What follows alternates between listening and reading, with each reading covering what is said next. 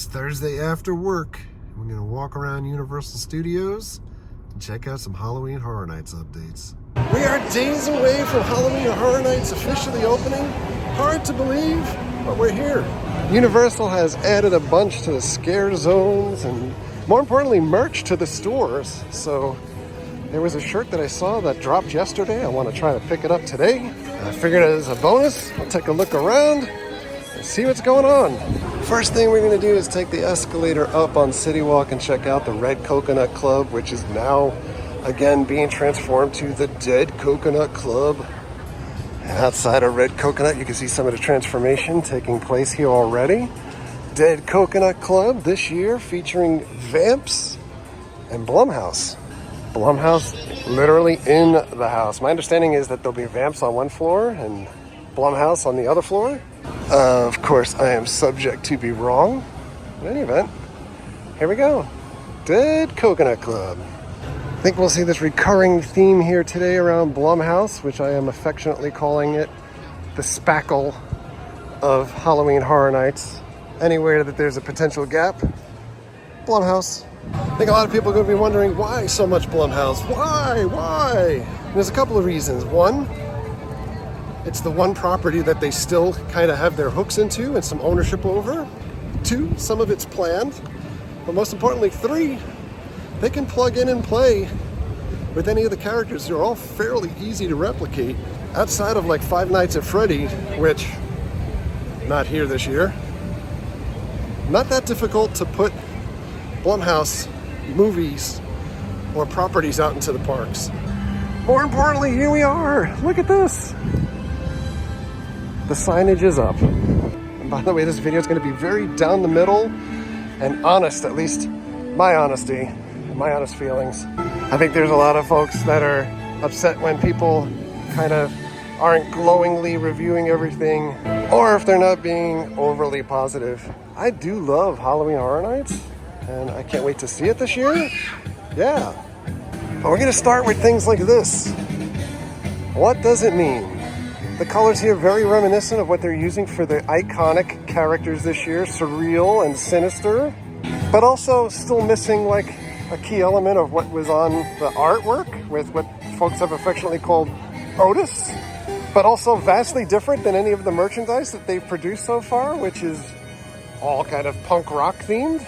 So we've got a couple of different things happening, not necessarily a consistent theme, but we're making our way up to the entranceway. You can already see a Halloween Horror Nights sign in the distance. We've made it into the park. I mean, this is essentially identical to what they had last year. I imagine they'll have iconic characters for the opening up top there.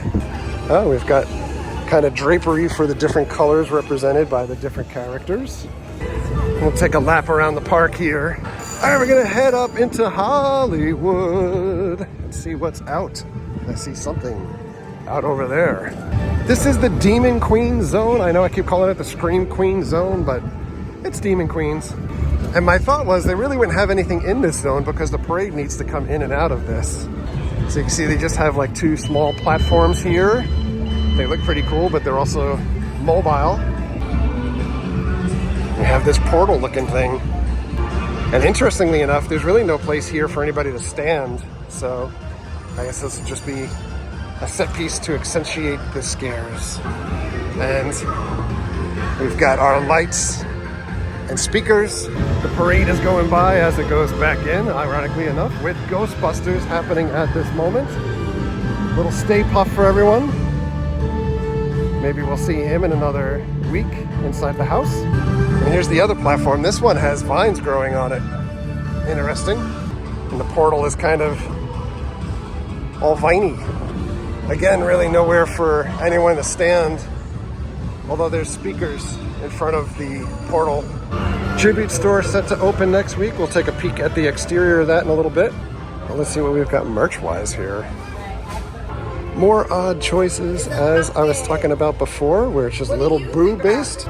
Little Boo was kind of the star of the show a few years ago. That keeps getting brought back again and again and again. But how does he fit in with the theme this year? Little Boo is neither tied into sinister or surreal or punk rock. So what the heck? But plenty of Little Boos. Pillows, These guys are shoulder pals, which they'll sit on your shoulder with a magnet. They'll probably get lost throughout the event.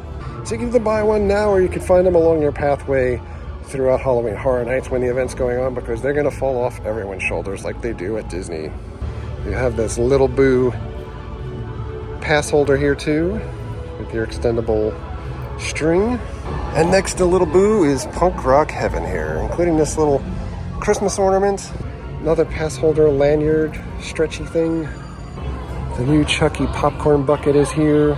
Slightly different than last year. Pretty much the same thing. I think it's just got scars on it this year. More punk rocky stuff. Got that little bag. That's cute. You also have this Velcro wallet, which don't give that to Jerry Seinfeld's dad. He hates the sound of Velcro. Pins. Buttons. Fans. More shirts that are not moving. This is what we came for, but of course they don't have my size right now. My Hero came in. They have double X here. Look at this, glows in the dark. They also have Mel's sign, little metal sign. $35 for that, holy cow. The shirt is $33. But I gotta say that honestly, I think this is my favorite Halloween Horror Night shirt that they've done. They also have this pin, $12. Insidious still hanging out here. Plenty of Insidious candles if you want to smell like the Further. Also A Quiet Place. Interestingly enough, they did release the house shirt already as well, but I'm not seeing it in the 5 and Dime, at least in this particular store. Alright, so I bought the Mel's shirt. They were already sold out of large, in that store at least, so I'm sure they'll get more in throughout the run of Halloween Horror Nights. And for those unaware, the reason why they have Mel's die-in is because at Halloween Horror Nights, they will illuminate this sign but remove the R and the V, so it'll just say Mel's Die-In. Interestingly enough, for years, fans have been making almost the same exact shirt. I believe it's something that fans of Halloween Horror Nights have wanted for many years, and Universal Marketing just not taking the message until this year. Well, we're gonna head into the swamp. Since the last time we were here, they've covered up a lot of the stuff in this zone. They've also removed like the stuff that was hanging down in the zone here too. I think that's because of storm-related stuff. Swamp Ranch! Look up here. The Bray Wyatt zone. Somebody's lost something. So, I think the HHN universe has decided to call this turtle Jerry. Paul from IOM Geek and myself have called this something else. Perhaps we'll reveal it after we have a couple of beverages one night. We've got our house, also with a little Bray Wyatt lantern up there, and then quite possibly the worst cover-up in the history of Halloween Horror Nights. Hello, guy. A couple gators. The shortest door in the world. And we're out of the zone. Back by Animal Actors, we got a couple of portal-y type things. But right where our honey hole used to be for seating, underneath these glorious fans in the dark, they've put food booths. So you have the Carry Drive-In. No menus yet. Of course, that'll probably come out after I edit and post the video. We have some skulls here for popcorn. The snack bar. And we've got like frying machines. More signage. It looks nice. It's all themed to Carry Drive-In from Slaughter Cinema. The problem is though, when you put these food booths here instead of on the other side, now there's no more seating over here to be able to eat your food. Just outside you have another portable food van over here. Some bloody hands happening here, and of course the menu board is illuminated but no menus. And we will head into Springfield. I posted a highlight video of Halloween Horror Nights gone by last week. About 12 years worth of highlights. The most common comment that I got across that video was that folks missed the old chainsaw clowns that used to be in this zone. I think they likely stopped doing that because of licensing rights with The Simpsons and Fox with Disney, but I'm not really sure. So back by The Simpsons, we have a definite house portal over here with the TV up top, which will tell you how much time for waiting to get into a haunted house. So I'm assuming like maybe the portal will let out backstage for The Simpsons. Next stop is over by Men in Black, and this is where Majority of the houses that go into the back of the park normally let in. And we have one portal over on this side, so I'm not sure if it's just one house that'll come in over here. Used to be like another one over here or on this side, but we have one. All right, but back to the right side of the old Bill and Ted Theater, we have another portal. Actually, we have two. Oh boy. I want to say they started using this back area to walk all the way back and around during the Bugs house a couple of years ago, and it was a journey. Last year, this area was used for Dr. Oddfellow, and it is a hike. So if you got two houses back there, oh my poor feet. All right, and back over this way, we have their stage show for this year, circus themed. Nightmare Fuel back again. It is the incredible rhyme animal, gotta say that. And outside of Nightmare Fuel, we have a food booth here. Wanna Haunt from Fanta. The fact that Fanta is sponsoring the event caused a lot of consternation with Halloween Horror Night diehards this week. One set group of people upset that they are using a brand to promote Halloween Horror Nights, and it's not like an alcohol type thing. And the thought being that this felt cheap. It felt like Six Flags. You can't have that. And the other folks upset with what clearly seems to be AI rendered graphics and not drawn by a local artist. Some folks upset about that. What I would say about that, and again, this is just my opinions throughout this video, I could care less that Fanta is sponsoring anything here and that they have branding on the booths. To me, I like Fanta. I'm much more upset when sports teams have sponsoring on their jerseys, on the hardwood, on the ice, things like that. Like this, if it helps offset some of the costs for the event, I'm all for it. Plus, I like Fanta. I love orange and I love grape. Sometimes you gotta pick your battles about what you're upset about. This is definitely not one of them. Which, by the way, if you go to Disney, Mickey's Not So Scary, it's sponsored by M&M's. M&M's branding is all over the place. As soon as you walk in the park, they give you a bag that's sponsored by M&M's. So am I upset about this booth? Not in the slightest. Over by the bridge area, we have food booth with the signs illuminated again, but no menus. I have to imagine they're gonna announce the menus tomorrow by the time that this menu comes up. But to the other side of the food booth, another Fanta booth. I am going to skip the stuff that's in Diagon Alley because it hasn't really changed since the last time we were here. But in summary, there'll be Death Eaters. Outside of Diagon Alley, this was the Peacock Bar area last year. This year, no announcement here, but likely a character meet or something happening here. And if we take a walk into the back of Lumbar's, it's blocked off, but you can see they have bar stuff up over there at this point too. I think that that's another Fanta bar. What could they put in this area that requires not a lot of effort? Maybe a little more spackle. And while we're talking about spackle, let's talk about this Blumhouse zone. The triggers are out, the speakers are out, the stages are set, the projector is set, the wall is set, the other projector is set, and the building. We have this guy from Freaky, little Purge wreath. More signage for the Purge. I feel like these are the same signs that they've used year over year here. Chez Alcatraz is back open again, so no more temporary location. And the black phone is over here with people continually trying to take it off the hook. I don't see that phone lasting for more than the first week. If you come back towards Fast and the Furious, you can see the family is out on a mission. We have another portal here and some Mr. Sweets or Sweets factory stuff in the background there. And oh boy, the rumor is temporarily closed may turn to maybe permanent. Who knows? It's Major Sweets. Major. How can I forget that? I'm gonna call him Mr. I grew up down the block from a kid named Danny Sweet, so I'm gonna maybe call him Mr. Danny Sweet. So we're gonna go into a place that a lot of folks don't normally go into, the San Francisco Candy Factory. They actually have continued theming in here. Major Sweets Candy Company. You can see his stripes going up and down the wall here. And you can have Major Sweets fresh roasted nuts. And just opposite of the nuts, Major Sweets backstage. I'm not gonna lie, the sweets smell really good, but I'm pretty much the only one out of my friends that's not losing weight. I'm getting fatter. So maybe the real villain of this Halloween Horror Nights is going to be Major Sweets. All right, we're going to head into the streets of New York. And we know that this area is going to be the torture fair scare zone for this year. Got some really fun signs up here. Ye old torture fair. And we have a bunch of torture stations here. The Blood Eagle. I like the barricades, kind of medieval times-ish. And ye old torture goods. And then we've got the old aim and maim. Some arrows here. Maybe not such a good shot. I love the flies.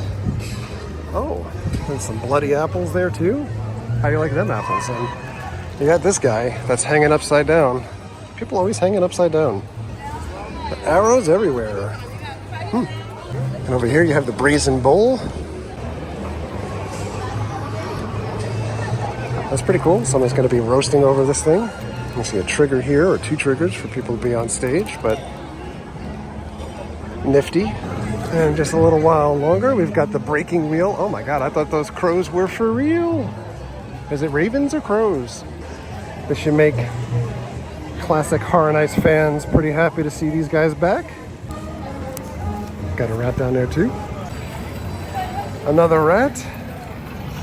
And I see some blood. And then we've got our main stage here for the torture fair. And you can see the Iron Maiden inside the mouth is lit up. So they got it going during the day. And we've got multiple triggers here, 1, 2, and 3. And since the last time we were here, they've added these thrones. I think this should be a really fun zone. Lots of cool stuff happening. But we're right across the street from this Ren Fair stage. You have the entrance to the new tribute store. The internet was alive this morning with what the hell happened. I don't think the outside necessarily is a horrible job at all. You can see the inside here has some spray paint too. So I guess you'll walk in and around to get into the store. I think the biggest complaint is this doesn't fit with this. But my understanding is that this would have fit with this, but once upon a time, this was supposed to be something else. And that may have helped tie in the punk rock and leather jackets and all of that type of spray painty stuff that is in merchandise, which doesn't quite make sense anymore. And that's what happens with Horror Nights at times, is that either things start to get constructed prior to things being changed elsewhere, and you have things that are a little disjointed. We'll reserve judgment on this when we see the inside of the store. I'm sure it'll be great. It normally is fantastic. But for now, my big thing is it's just this compared to that. It's like walking out of the house with a striped shirt going like this and a jacket going like this. Back to the food booths. The Ghostbusters booths have added a bunch of detail here. You see these little mini Stay Puffs climbing all over Ivan's Deli and Grocery. I love that. Oddly enough, there's a sign for Canal Lumber. Where that would be, I don't know. But outside this Frozen Empire booth, look at that. That's awesome. Slimer up there and the Ghostbusters sign and the little red lights. We also have the cash registers out here with no food items. Oh, look at that. I love that they added the Melody Diner piece there too. If you have seen Frozen Empire, you know what I'm talking about. We'll head around side here. You got Twisted Tater Tots with that little evil dog door and Twilight Tavern. Perhaps. I can't even make the joke, it's so stupid. And in the front of the park, we have the Insidious food booth. Again, you have the cash register out here already. An illuminated sign waiting to go. Back across from Twilight, you have the HHN bar, the main bar is over here. Again, want to hunt? And we're gonna come up on the Creed scare zone over here. The last time I was through this way with Mary, I had said this was gonna end up being another bar this year, kind of themed. And then it was quasi-announced today. By quasi-announced, I mean a magazine ended up posting about it, that this bar area will have photo ops. You can see a little stage there and over there. And the photo ops will be with characters from Universal's original houses for this year. Universal's selling point is that normally when you go through the houses, you want to take pictures. You're not allowed to take your phone out or camera or anything like that. This will give you the opportunity to take photos with some of your favorite characters from the Universal original property houses. To me, I think that's a good idea. All right, we're gonna head over to Islands of Adventure and go check out the boutique, the rest of the merch that was released. But before we head into Islands, let's check out what Hard Rock is offering for their quasi Horror Nights stuff this year. Halloween-y shirts. Pretty nifty. Yeah. You have a hoodie here too. That's the graphic on the back of the hoodie. This shirt is available at the Hard Rock Hotel only, which is really cool looking. And this shirt is available at the cafe. The adventure begins. All right, so we head to the back of the park. We're going in the All Hallows Eve Boardwalk Boutique. Here we go. New studio screamer stuff, including How's It Hanging? I'm David Pumpkins, man. We have this artwork here around the Bat Lady, which some folks had called Patricia. She's been at Halloween Horror Nights for many years now, reused over and over again. But last year, people called her Patricia because she became a fan favorite. Everyone's looking to try to make a fan favorite out of every character, but Patricia no more. Now it's Batilda. We have this Halloween Horror Nights shirt. And on the back it says Where Horror Lives. And we have a similar pullover hoodie. The bigger graphic is on the back of the hoodie. We've got cups, coffee cups, and house shirts. This is the house shirt for the year. This is the back. And we've got bucket hats. We have sleeveless t-shirts, posters, lanyards, fans, candles, trucker hats, this ridiculous beanie. The bucket hat is reversible, so you have that on one side, and the other side is this, and you have these little nose ringy type things. You have your cup holders, cups, other shirts, your knockoff Loungefly bags, coasters, skull glasses. These look like something out of Oriental Trading Company. And more Little Boo stuff. All the Little Boo you can handle, because Little Boo, maybe the icon of the year? Who knows? Look at that bag. Little Boo planters are back. More pillows, more sipper cups. Oh, Little Boo pins. Little Boo bracelet. So much Little Boo really bugs me. They've moved the remnants of the orange shirts over to this store. It doesn't look like there's that many left. They still have these Monsters Tiki mugs. They're 24 bucks. Oh no! Is it supposed to look like that, or has it fallen apart? They have these Monsters button-down shirts, like Creature from the Black Lagoon. This is the men's version of that shirt. The other was the women's. This shirt, 65 bucks. And they do have regular Halloween Horror Nights lanyards and the holders for your passes here.